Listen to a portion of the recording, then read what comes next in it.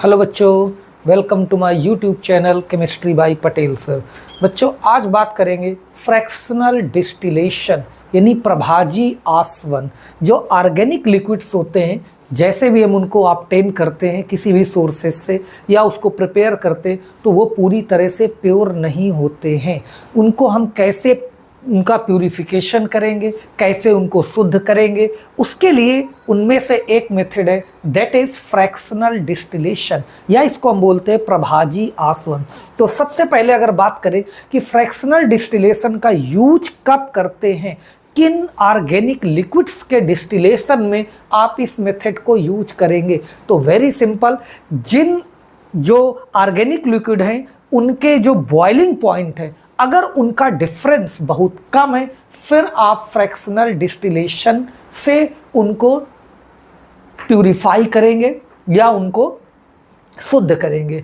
देखिए, जो दो ऑर्गेनिक लिक्विड या कार्बनिक द्रव हैं, अगर उनके बॉइलिंग पॉइंट का डिफरेंस हमने बताया बहुत कम, मीन्स 10 डिग्री डिफरेंस है या 20 डिग्री है या 30 डिग्री या इवन 40 डिग्री, अगर ये डिफरेंस इतना है तो फिर आप उसको सिंपल डिस्टिलेशन से उसको प्यूरिफाई नहीं कर पाएंगे, क्योंकि सिंपल डिस्टिलेशन में जब आप उसको हीट करेंगे तो जो वेपर कलेक्ट होगी उस वेपर में कंपोनेंट ए और बी यानी जो ऑर्गेनिक लिक्विड मिक्सचर है वो वेपर फेज में भी आपका चला जाएगा। इसलिए उसका प्यूरिफिकेशन सिंपल डिस्टिलेशन से नहीं होगा बच्चों, उसके लिए होगा फ्रैक्शनल डिस्टिलेशन। तो एक बार फिर समझ लेते हैं कि फ्रैक्शनल डिस्टिलेशन का यूज तब करेंगे प्रभाजी आसवन का जब दो कार्बनिक द्रवों या दो ऑर्गेनिक लिक्विड्स के बॉइलिंग पॉइंट का डिफरेंस बहुत कम हो, यानी 10 डिग्री 20 डिग्री या 30 डिग्री डिफरेंस है अगर,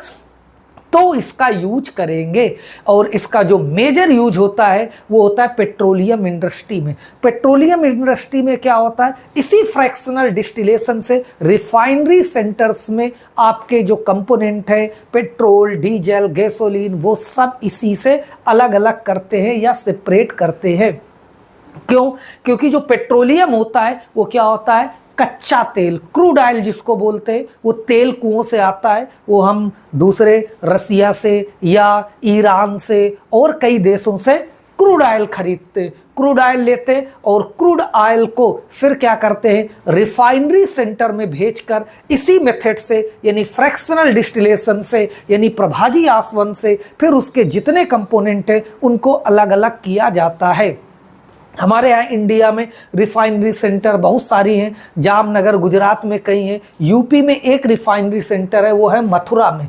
मथुरा में रिफाइनरी सेंटर है पेट्रोलियम का, जहाँ पर क्रूड ऑयल को क्या किया जाता है, उससे हम अलग अलग कंपोनेंट को सेपरेट करते हैं। बच्चों, क्रूड ऑयल कच्चा तेल जिसको बोलते हैं वो काला भूरा गाढ़े रंग का होता है, वो कहाँ भेजा जाता है, रिफाइनरी सेंटर में, और फिर इस रिफाइनरी सेंटर में इसी मेथड से इस प्रभाजी आसवन से वहां पर बड़े बड़े फ्रैक्शनेटिंग कॉलम लगे होते हैं, उससे डिस्टिलेट करके गैसोलीन जो एयरक्राफ्ट का फ्यूल होता है, पेट्रोल, डीजल, केरोसिन और बहुत सारे कंपोनेंट सब इसी मेथड से अलग अलग करते हैं और उनको वहां से ट्रक से या दूसरे किसी उससे पेट्रोल पंप तक पहुंचाकर हमारी गाड़ियों तक पहुंचते हैं। और उस फ्रैक्शनल डिस्टिलेशन में जो सबसे लास्ट में कूड़ा कचरा बच जाता है वो होता है तारकोल, या जिसको बोलते हैं डामर।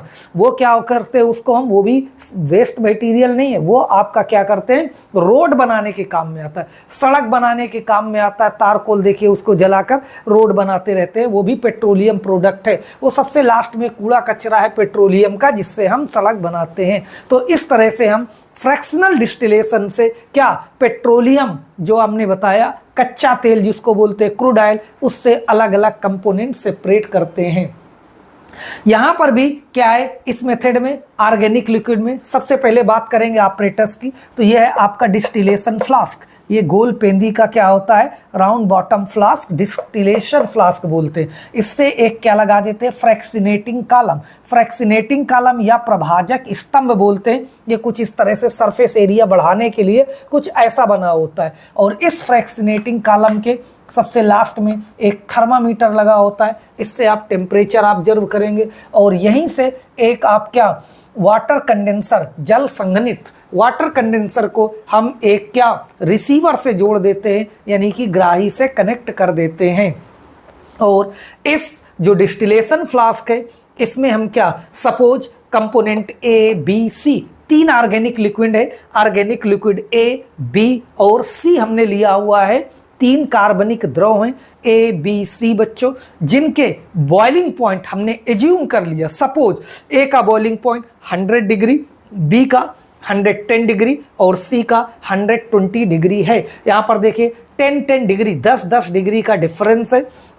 तो इनका जो डिस्टिलेशन है या ए बी सी को हम सिंपल डिस्टिलेशन से सेपरेट नहीं कर पाएंगे, इसके लिए हमें फ्रैक्शनल डिस्टिलेशन में जाना पड़ेगा। एक बार फिर से देख लें इसके डायग्राम को। ये आपका क्या है, राउंड बॉटम फ्लास्क या गोल पेंदी का फ्लास्क बोलते हैं। इसमें हमने क्या लिए हुए आर्गेनिक लिक्विड, जिनको हमें सेपरेट करना है या जिनको डिस्टिलेट करना है। इस राउंड बॉटम फ्लास्क से एक फ्रैक्सिनेटिंग कॉलम लगाते हैं, प्रभाजक स्तंभ बोलते हैं इसको, और यहाँ पर ऊपर एक थर्मामीटर लगा होता है। और यहाँ से हम क्या वाटर कंडेंसर, जल संघनित्र को रिसीवर, एडॉप्टर से रिसीवर से जोड़ देते हैं। इस वाटर कंडेंसर का क्या काम होता है, ये बीच में ग्लास ट्यूब होती, कांच की नली, और इसमें वाटर पानी चलता रहता है इसको ठंडा करने के लिए। क्यों? क्योंकि यहाँ से जो वेपर आएगी, जब इसमें ठंडी होगी तो वो वेपर क्या हो जाएगी, कंडेंस हो जाएगी, यानी द्रवित हो जाएगी, लिक्विड में चेंज हो जाएगी, और वो लिक्विड यहाँ पर कलेक्ट होता जाएगा। तो वेपर को लिक्विड में चेंज करने के लिए हम इसको वाटर कंडेंसर में भेजेंगे। यहाँ से एक तरफ से पानी इस ट्यूब के चारों ओर ऐसे ऐसे होता है, चलता रहता है, और दूसरी तरफ इसका पानी निकलता रहता है। तो ये ठंडा होने के लिए इसको ऐसा किया जाता है ताकि जो वेपर आए ठंडी होकर वो कंडेंस हो जाए या द्रवित हो जाए, लिक्विड में या द्रव में बदलकर रिसीवर में कलेक्ट होती रहे। इसका काम ये है। अब आइए कैसे इसको डिस्टिलेट करेंगे। तो सपोज हमने यहाँ पर A B C 3 organic liquids लिए गए हैं, 3 कार्बनिक द्रव हैं, जिनके हमने बॉइलिंग पॉइंट एज्यूम किया हुआ है, माना है। सपोज मान लिया ए का बॉइलिंग पॉइंट 100 डिग्री, बी का बॉइलिंग पॉइंट 110 डिग्री और सी का 120 डिग्री सेंटीग्रेड है। अब इस डिस्टिलेशन फ्लास्क को क्या करेंगे, हम धीरे धीरे इसको गर्म करेंगे, और जब इसका टेम्परेचर 100 डिग्री पहुंचेगा, कितना 100 डिग्री, तो यहां से क्या होगा, ए और बी दोनों की वेपर यानी वाष्प इस फ्रैक्सिनेटिंग कॉलम में इंटर करेंगी, प्रवेश करेंगी। कौन कौन, ए और बी दोनों की वेपर यहां से इंटर करेंगी, ऊपर जाएंगी। बट इस टेम्परेचर पर यानी 100 डिग्री पर बी की जो वेपर है यहां से तो जाएगी ऊपर, लेकिन इसकी दीवारों से टकराकर ठंडी होकर और कंडेंस होकर यानी द्रवित होकर पुनः वापस फिर से इस डिस्टिलेशन फ्लास्क में आ जाएगी। लेकिन इस टेम्परेचर यानी 100 डिग्री पे ए की जो वेपर है वो यहाँ पर कंडेंस नहीं होगी, और ए की वेपर कहाँ चली जाएगी, इससे होते हुए वाटर कंडेंसर में प्रवेश करेगी, यहाँ पर कंडेंस होकर द्रवित होकर रिसीवर में कलेक्ट होती रहेगी। थोड़ी देर ये प्रोसेस चलता रहेगा इस टेम्परेचर पे, और इसका संपूर्ण ए कहाँ पहुंच जाएगा, रिसीवर में पहुंच जाएगा। जब संपूर्ण ए रिसीवर में आ जाएगा, इस रिसीवर को हटाकर एक नया रिसीवर लगा देंगे और इसका टेम्परेचर बढ़ाकर 110 डिग्री कर देंगे। अब इस 110 डिग्री पे बी और सी दोनों की वेपर यहाँ पर इंटर करेगी, किसमें, फ्रैक्सिनेटिंग कॉलम में, और ये सरफेस एरिया बढ़ाने के लिए इसको ऐसा बनाया जाता है। लेकिन इस टेम्परेचर यानी 110 डिग्री पे बच्चों क्या सी की वेपर यहां से तो जाएगी, लेकिन इसकी दीवारों से टकराकर ठंडी होकर द्रवित होकर या कंडेंस होकर वापस फिर से डिस्टिलेशन फ्लास्क में आ जाएगी। लेकिन अब इस टेम्परेचर यानी 110 डिग्री पे बी की वेपर वापस नहीं आएगी। बी की वेपर यहां से होते हुए वाटर कंडेंसर में प्रवेश करेगी और वाटर कंडेंसर से रिसीवर में कलेक्ट होती जाएगी, यहां कंडेंस हो जाएगी। थोड़ी देर ये प्रोसेस चलता रहेगा। जब इससे संपूर्ण बी रिसीवर में कलेक्ट हो जाएगा इस रिसीवर को हटाकर फिर से एक नया रिसीवर लगा देंगे और इस डिस्टिलेशन फ्लास्क का टेम्परेचर बढ़ाकर कितना 120 डिग्री कर देंगे। 120 डिग्री पे क्या होगा बच्चों, अब सी की वेपर यहां से क्या एंट्री करेगी फ्रैक्सिनेटिंग कॉलम में, और फ्रैक्सिनेटिंग कॉलम से होते हुए कहाँ, वाटर कंडेंसर, और वाटर कंडेंसर से रिसीवर में कलेक्ट हो जाएगी। थोड़ी देर ये प्रोसेस चलता रहेगा। जब संपूर्ण सी रिसीवर में पहुंच जाएगा तो इसमें लास्ट में आपका जो इम्प्योरिटी है या कूड़ा कचरा है वो डिस्टिलेशन फ्लास्क में बच जाएगा। इस तरह से ए, बी और सी तीनों ही ऑर्गेनिक लिक्विड सेपरेट हो जाएंगे या अलग अलग हो जाएंगे। ये होता है आपका फ्रैक्शनल डिस्टिलेशन, या इसको बोलते हैं प्रभाजी आसवन।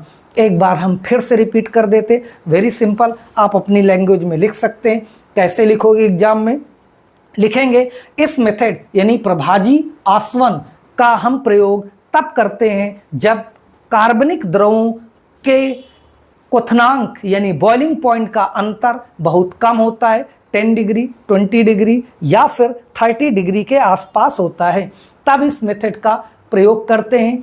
इस मेथड में क्या, एक डिस्टिलेशन फ्लास्क लेते हैं, डिस्टिलेशन फ्लास्क को से प्रभाजक स्तंभ यानी फ्रैक्सिनेटिंग कॉलम लगा दिया जाता है। फ्रैक्सिनेटिंग कॉलम के अपर साइड से एक थर्मामीटर जोड़ देते हैं और वाटर कंडेंसर जोड़कर वाटर कंडेंसर के दूसरे सिरे को एडाप्टर से रिसीवर से जोड़ देते हैं।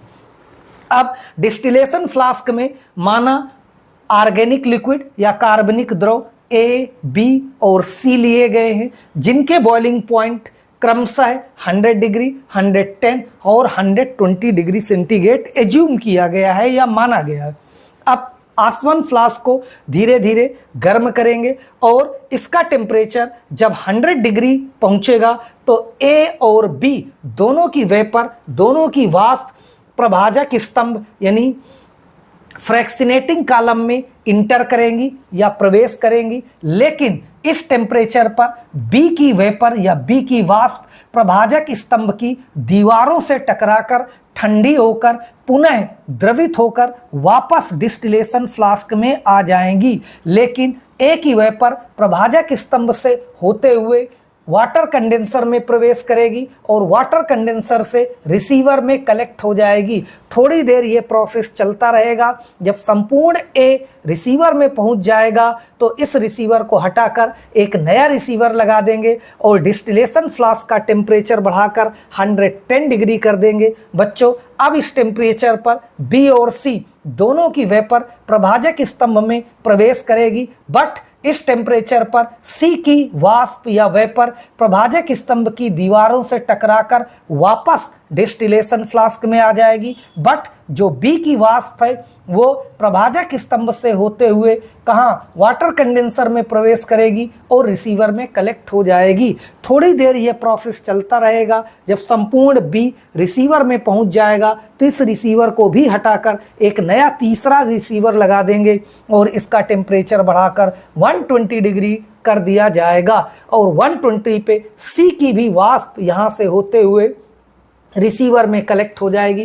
थोड़ी देर ये प्रोसेस चलेगा। जब संपूर्ण सी रिसीवर में पहुंच जाएगा तो यहाँ पर डिस्टिलेशन फ्लास्क में जो इम्प्योरिटी या जो अशुद्धियाँ हैं वो आपकी शेष बच जाएंगी। इस तरह से फ्रैक्शनल डिस्टिलेशन या प्रभाजी आसवन विधि को हम करते हैं या कार्बनिक द्रवों का शोधन करते हैं। और इसका बेस्ट एग्जाम्पल हमने बताया पेट्रोलियम यानी क्रूड ऑयल, कच्चा तेल जो होता है काला भूरा गाढ़े रंग का होता है, उसको हम इसी मेथड से रिफाइनरी सेंटर में, ये बड़े बड़े प्रभाजक स्तंभ लगे होते हैं, उस रिफाइनरी सेंटर में इसी फ्रैक्शनल डिस्टिलेशन से ही गैसोलीन, पेट्रोल, केरोसिन, डीजल जितने भी कंपोनेंट हैं वो सारे इसी मेथड से सेपरेट किए जाते हैं। तो ये बात हो गई बच्चों फ्रैक्शनल डिस्टिलेशन की या प्रभाजक स्तंभ की। इसका डायग्राम बना लेंगे और डायग्राम बना के इसका जो मेथड हमने बताया वो लिख देंगे। इसका हमने कब यूज करते हैं वो भी आपको बताया कि जब डिफरेंस बहुत कम होता है, यानी इनके जो बॉइलिंग पॉइंट है ये देखिए हमने लिया हुआ है 10 डिग्री 20 डिग्री या 30 डिग्री का डिफरेंस है, तब आप इस मेथड से ऑर्गेनिक लिक्विड या कार्बनिक द्रवों का शोधन करेंगे। तो ये तो बात हो गई बच्चों फ्रैक्शनल डिस्टिलेशन की। आज बस केवल यहीं तक इसकी क्लास रखते हैं और इसको आप डायग्राम बनाइए, डायग्राम बना के इसको लिख के प्रैक्टिस करिए। तो आज की क्लास बस यही, मिलते हैं नेक्स्ट क्लास में, तब तक आप इसको नोट कर लें। Okay bye.